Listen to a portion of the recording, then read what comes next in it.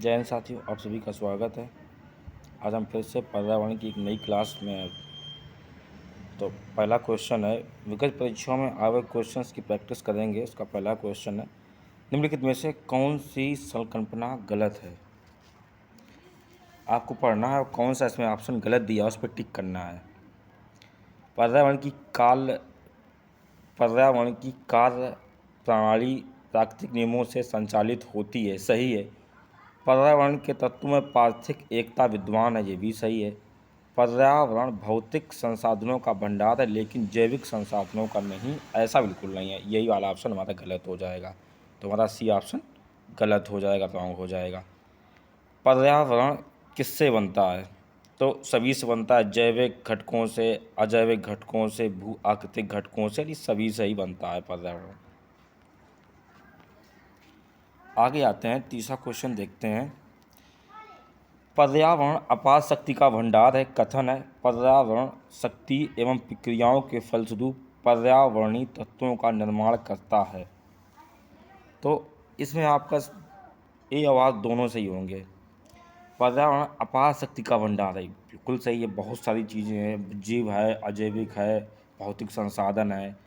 पर्यावरण शक्तियों एवं प्रक्रियाओं के फलस्वरूप पर्यावरणीय तत्वों का निर्माण करता है, तो ये दोनों सही हो जाएंगे। इसके बाद आते हैं, पर्यावरण के संबंध में कौन सा कथन असत्य है। देखो, कौन सा कथन असत्य है वो ढूंढना है। तो जैव मंडल पर्यावरण के अध्ययन की आधारभूत इकाई है, बिल्कुल सही हो जाएगा ये। जैव मंडल में भौतिक और जैविक दोनों तत्व होते हैं, ये भी सही हो जाएगा। हरे पौधे अपने मृत अवयवों को घटक कर सकते हैं, ऐसा नहीं है। हरे पौधे अपने मृत अवयवों को घटक नहीं कर सकते हैं, तो ये गलत हो जाएगा। वनों को काटने का परिणाम क्या होता है? देखो, वनों को काटने से क्या होता है कि मिट्टी का क्षरण और अनियंत्रित बाढ़ आती है अगर वनों को काटेंगे आप, ठीक। वनों तथा वृक्षों तथा वनों को काटने की किस प्रकार की हानि होती है? तो सभी हानि होगी। पर्यावरण का खतरा बढ़ेगा, वायुमंडलीय परिवर्तन होंगे, भू संक्षरण होगा। सातवां क्वेश्चन है, जीवों के पारिस्थितिकी कारकों का योग पर्यावरण है, यह कथन किसका है? तो ये कथन ए फिल्टिंग का है। किसका है? ए फिल्टिंग का है। अधोलिखित में कौन सा भौतिक पर्यावरण का तत्व है? तो भौतिक पर्यावरण का जो तत्व है वो हमारी क्या है? बस्तियाँ हैं। भौतिक पर्यावरण का तत्व नहीं, बस्तियाँ। देखो, भूमि के रूप है, मिट्टी है, खनिज है, लेकिन ये जो बस्तियाँ हैं भौतिक वातावरण का तत्व बिल्कुल भी नहीं है। ये बल्कि मानवीय वातावरण का बनाया हुआ है। पर्यावरण एक अविभाज्य पर्यावरण एक अविभाज्य समष्टि है जिसकी रचना हुई है इसकी भौतिक, जैविक, सांस्कृतिक तत्वों वाले पारस्परिक क्रियाशील तत्वों से हुई है। वर्तमान समय में नए वन क्षेत्रों उन्हें कहा जाता है जहाँ प्रकृति में मानव क्रियाओं द्वारा परिवर्तन हुआ है। तो कितना हुआ परिवर्तन? 50% से कम परिवर्तन हुआ है, उस क्षेत्र को कहा जाता है वन क्षेत्र। पर्यावरण निश्चयवाद के प्रतिपादक कौन थे? तो ये थे कार्ल रिटर। पर्यावरण से अभिप्राय है, तो पर्यावरण से अभिप्राय होगा तो उसमें डी हो जाएगा, सभी से होगा, ठीक है। भूमि, जल, वायु, पौधे, पशुओं की प्राकृतिक दुनिया से जो इसे चारों ओर अस्तित्व में है, उन सभी दशाओं का योग है जो एक व्यक्ति को एक समय बिंदु पर घेरे हुए होती है। भौतिक, जैविक, सांस्कृतिक तत्वों की अंतःक्रियात्मक व्यवस्था जो अंतः संबंधित होते हैं। कौन सा वैज्ञानिक यूएनईपी द्वारा फादर ऑफ द इकोनॉमी अभिव्यक्त की? तो ये की थी एम.एस. स्वामीनाथन ने। भारतीय वैज्ञानिक थे। यूनेप में यूएनईपी द्वारा फादर ऑफ द इकोनॉमी इन्हें कहा जाता है, तो एम.एस. स्वामीनाथन को कहा जाता है। अगला क्वेश्चन देखते हैं।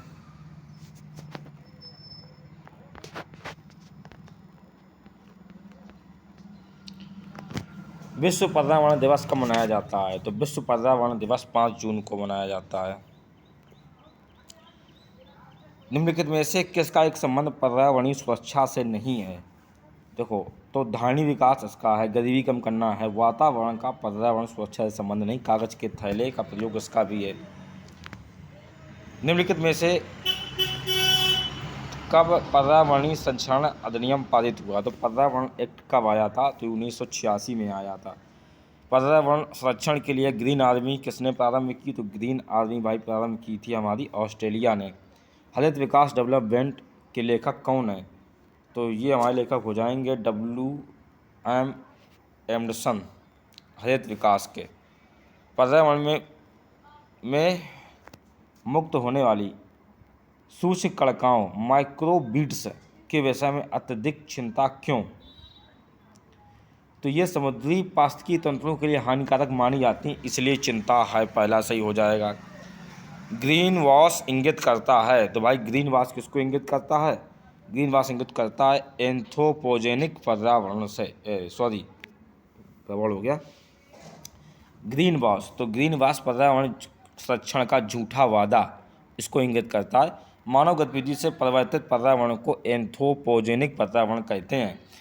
निम्नलिखित सूचकांकों में कौन सा मानव सूचकांक HDI की गणना सम्मिलित नहीं किया है? क्यों कौन सा है जो मानव विकास सूचकांक में शामिल नहीं किया गया है? तो सामाजिक असामान्यता को शामिल नहीं किया गया है। बाकी सारे हैं जीवन प्रत्याशा है, शिक्षा है, प्रतिव्यक्त आय है। सामान्यतः पर्यावरण को निम्नलिखित में निम्न प्रकार से वर्गीकृत किया जा सकता है। निम्नलिखित में से कौन सा एक अवर्गीकरण का अंश नहीं है? तो परिचालन का पर्यावरण ये अंग नहीं है। भौतिक है, जैविक है, सांस्कृतिक पर्यावरण हमारे हैं। SP5 यानी सतत विकास लक्ष्य के लिए देखो क्या समृद्धि है, लोग हैं और पृथ्वी है, शांति है और साझेदारी है। सतत विकास लक्ष्य लेखपाल में सीधे सीधे हमारे पर्यावरण में एक टॉपिक है सतत विकास लक्ष्य। तो सतत विकास लक्ष्य संयुक्त राष्ट्र द्वारा निर्धारित एक सूची है। तो कितने हैं हमारे? 17 हैं। देखो पहले में क्या, गरीबी के सभी रूपों को समाप्त करना। दूसरा है भुखमरी, खाद्य सुरक्षा, बेहतर पोषण, टिकाऊ कृषि को बढ़ावा देना। तीसरा है सभी आयु के लोगों को स्वास्थ्य, शिक्षा और जीवन को बढ़ावा देना। चौथा है गुणवत्तापूर्ण शिक्षा। पाँचवा लैंगिक समानता प्राप्त करने के लिए महिलाओं और लड़कियों को सशक्त करना। छठवां है स्वच्छता और पानी के सतत प्रबंधन की उपलब्धता सुनिश्चित करना। सातवां है सस्ती, विश्वसनीय, टिकाऊ और आधुनिक ऊर्जा तक पहुंच सुनिश्चित करना। उत्कृष्ट कार्य एवं आर्थिक विकास, लचीले बुनियादी ढांचे, समावेशी एवं सतत औद्योगिकीकरण, देशों के भीतर असमानता को कम करना, समावेशी और सुरक्षित शहर। 11वां है। 12वां है सतत खपत, उत्पादन, पर्यटन को सुनिश्चित करना। 13 है जलवायु परिवर्तन जिससे निपटने के लिए तात्कालिक कार्रवाई, क्लाइमेट एक्शन। 14 है सतत विकास के लिए महासागर, समुद्र और समुद्री संसाधन संरक्षण उपयोग। 15 है पृथ्वी के जीव संसाधन का संरक्षण। 16 है शांति, न्याय और मजबूत संस्थानों का निर्माण। 17वां सतत विकास के लिए वैश्विक भागीदारी को पुनर्जीवित करने के अतिरिक्त क्रियान्वयन के संसाधनों को दृढ़ बनाना। देखो कुछ लक्ष्य दिए गए हैं हमारे। SDG लक्ष्य शीर्ष राज्य और यूटी। तो SDG फर्स्ट में जो हम देख रहे हैं तमिलनाडु शीर्ष पे है, हर प्रकार की गरीबी को कम करना। दूसरी में है भुखमरी, केरल और पांडुचेरी, यहाँ पर भुखमरी बहुत कम है। तीसरा है अच्छा स्वास्थ्य और स्वस्थ जीवन में दिल्ली या टॉप पे है, गुजरात है। चौथा है गुणवत्तापूर्ण शिक्षा में दिल्ली और चंडीगढ़ आ जाता है। पाँचवा लैंगिक असमानता, नागालैंड और मिजोरम में कम पाई जाती है। छठवां है स्वच्छ पेयजल एवं स्वच्छता, गोवा और अंडमान निकोबार। सातवां है सस्ती एवं स्वच्छ ऊर्जा, आंध्र प्रदेश है। आठवां है उत्कृष्ट कार्य एवं आर्थिक विकास, हिमाचल प्रदेश है इसके लिए। नौवां है उद्योग नवाचार बुनियादी ढांचा, गोवा और पुदुचेरी टॉप पे हैं। 10वां है असमानता में कमी, गोवा और हिमाचल। 11वां है सतत शहर समुदाय, चंडीगढ़ और महाराष्ट्र। 12वां है जिम्मेदारी उपयोग और उत्पादन, त्रिपुरा टॉप पे है। जलवायु कार्रवाई में सिक्किम और तमिलनाडु हैं। 14 है जल के नीचे जीवन, पश्चिम बंगाल आंध्र प्रदेश। 15 है भूमि के ऊपर जीवन, दादरा नगर हवेली। 16 है शांति 15 है भूमि पर जीवन, दादरा नगर हवेली। 16वां है न्याय शांति न्याय मजबूत स्थान, लद्दाख और गुजरात। इसी हिसाब में देखते हैं क्वेश्चंस के लिए। संयुक्त राष्ट्र संघ ने वर्ष 2002 में अंतर्राष्ट्रीय वर्ष घोषित किया है। तो किसको घोषित किया है? तो सतत विकास लक्ष्य को अंतर्राष्ट्रीय वर्ष घोषित किया गया है। सतत विकास के लिए आवश्यक है तो क्या जैविक विविधता का संरक्षण है, प्रदूषण का निरोध और नियंत्रण है, और गरीबी को कम करना है, सभी हो जाएंगे। पर्यावरण विकास के लिए उपयोग के लिए अंतर पीढ़ीगत संवेदनशीलता का विषय है। तो अंतर पीढ़ी संवेदनशीलता का विषय प्राकृतिक संसाधन है। भारत में धारणी विकास के दृष्टिकोण से विद्युत उत्पादन का सबसे अच्छा स्रोत कौन सा है? तो वो देखो हमारा आज जल विद्युत। रियो 20 घोषणा पत्र का शीर्षक है, तो इसका शीर्षक है द फ्यूचर वी वांट। आमतौर पर समाचार पत्रों में रियो 20 सम्मेलन क्या है ये? तो ये हमारा है धारणी विकास सस्टेनेबल डेवलपमेंट संयुक्त राष्ट्र सम्मेलन है। धारणी विकास लक्ष्य पहली बार 1972 में वैश्विक विचार मॉडल थिंक टैंक ने, जिसे क्लब ऑफ द रोम कहा जाता है, प्रस्तावित किया गया। बिल्कुल सही है। धारणी विकास 2030 तक प्राप्त किए जाने हैं। उपयुक्त कथन में से दोनों हमारे सही हो जाएंगे, हमारा सी सही हो जाएगा इसमें। आठवां क्वेश्चन देखते हैं। कभी कभार धारणी विकास के लिए वैश्विक कार्य योजना, ठीक, तो ऑप्शन ये सही है कि नहीं? पहला सही हो जाएगा। दूसरा 2002 में जोहान्सबर्ग में धारणी विकास पर विश्व शिखर सम्मेलन में इसकी उत्पत्ति हुई, तो ऐसा नहीं, दूसरा वाला गलत हो जाएगा, हमारा पहला इसमें सही होगा। 9वां क्वेश्चन है निम्नलिखित में से सतत विकास लक्ष्यों को क्रियान्वयन के लिए एक नोडल संस्था है, तो वो कौन सी संस्था है? नीति आयोग है, सतत विकास लक्ष्य को क्रियान्वयन करता है।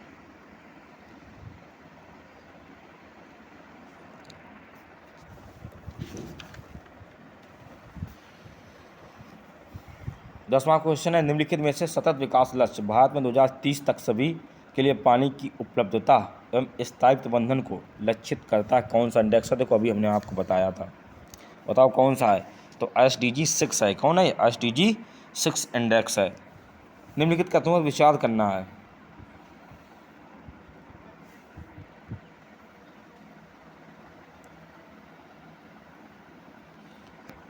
ग्यारह क्वेश्चन है, विचार करना है। पहला है कृषि मृदाएं पर्यावरण में नाइट्रोजन के ऑक्साइड उन्मुक्त करती हैं।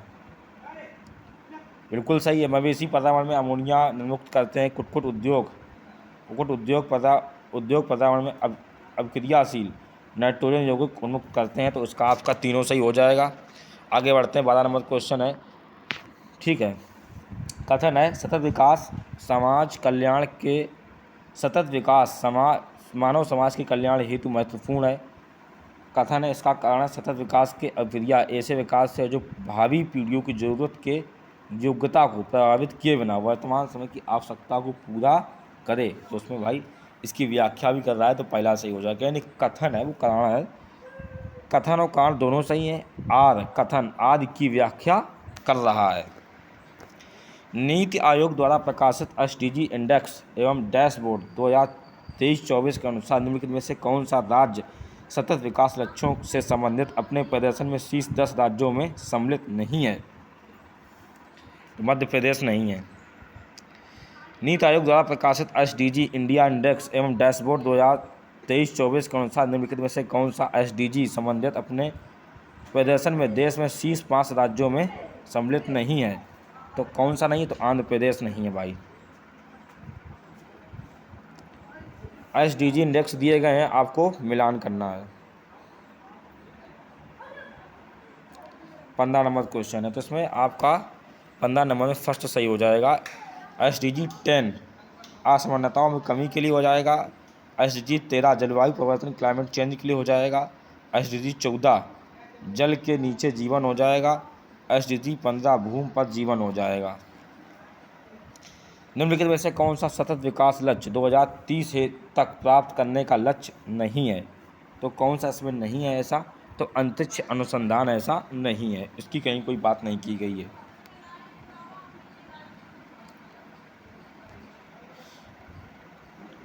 संसाधनों के उपयोग भविष्य के लिए संरक्षण की आवश्यकता को संतुलित करने में हम क्या कहते हैं? इसको हम क्या कहते हैं बताओ? तो इसको कहेंगे सतत विकास। ठीक है, तो इसका ऑप्शन डी सही हो जाएगा, इसको बोलेंगे सतत विकास।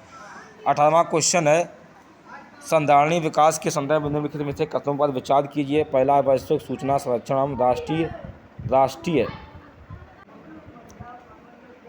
18वां क्वेश्चन है, संधारणीय विकास के संदर्भ में निम्नलिखित कथनों पर विकास कीजिए। पहला क्वेश्चन है, वैश्विक सूचक संरचना एवं राष्ट्रीय सांख्यिकी व्यवस्था द्वारा उपयुक्त क्षेत्रीय आधार पर संकलित सूचना के आधार पर संयुक्त राष्ट्र महासचिव एक वार्षिक संधारणीय विकास लक्ष्य रिपोर्ट प्रस्तुत करते हैं। तो 18 का भाई पहला ऑप्शन सही हो जाएगा, डी इसका सही, तो पहला इसका सही हो जाएगा, दूसरा ऑप्शन इसका गलत है। जोहान्सबर्ग के सतत विकास सम्मेलन के किस वर्ष आयोजित किया गया? तो ये कब किया गया? तो भाई जोहान्सबर्ग में किया गया 2002 में। एजेंडा रियो शिखर सम्मेलन 1992 का एजेंडा 21 संबंधित है। तो ये किससे संबंधित? सतत विकास लक्ष्य से संबंधित है। 21 नंबर क्वेश्चन है, कथन और कारण दिए गए हैं। तो सतत विकास की धारणा ब्रैडलैंड रिपोर्ट द्वारा लोकप्रिय बनाई गई। तो भाई पहला बिल्कुल सही है। ब्रैडलैंड रिपोर्ट को विकास की सीमाओं के रूप में भी जाना जाता है, गलत हो जाएगा, तो इसमें डी सही हो जाएगा इसका। ठीक है, ए सही परंतु आर गलत हो जाएगा। ऐसा 22 नंबर क्वेश्चन है, कथन है फिर कारण है। कथन देखते हैं, मानव विकास सूचकांक एवं सतत विकास लक्ष्य पर आधारित भारतीय राज्यों की वरीयता में सकारात्मक संबंध है। तो सही हो जाएगा ये। कथन भी एक कथन सही है। कारण देखते हैं, सतत विकास के आधारभूत आयामों का शिक्षा एवं स्वास्थ्य में घनिष्ठता से संबंध है, तो दोनों सही हैं इसके।